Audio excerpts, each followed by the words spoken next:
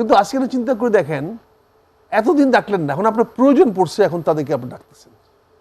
এই যে স্বার্থের রাজনীতি, এই লোকগুলাকে আগামী দিনে কোথায় স্থান দিবে? কাজে এখন আমার এই বন্ধুদেরকে, আমার সহকর্মীদেরকে, আমার সাথীদেরকে ডাকছে, তারা তাদের ইচ্ছা, তারা কোথায় যাবে না যাবে তাদের সম্পূর্ণ ব্যাপার।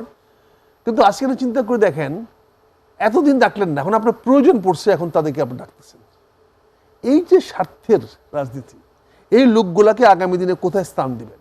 তাদেরকে হয়তো ভোটের বাজারে ব্যবহার করবেন, হয়তো তাদেরকে ভোটের জন্য নিয়ে যাবেন, নিয়ে যান, আমার কোনো আপত্তি নেই। তারা যদি ধানের শেষে ভোট দেয় আমার কোনো দুঃখ নেই, আমার আপত্তি নাই। কিন্তু রাজনৈতিকগতভাবে, চারিত্রিকগতভাবে আমি বিএনপির সঙ্গে থাকতে পারলাম না। আমি যখন এই বিষয়টি নিয়ে জামাত ইসলামের কাছে বললাম, জামাত ইসলাম আমাকে সাদরে গ্রহণ করলেন। আমি জামাত ইসলামকে ধন্যবাদ জানাই, সাধুবাদ জানাই, কৃতজ্ঞতা জানাই যে আমার একজন দলছুট মানুষকে, যার কোনো দল নাই, কোনো পরিচয় নাই, যে দলহীন মানুষকে জামাত ইসলামের পতাকা তলে আশ্রয় দিয়েছে।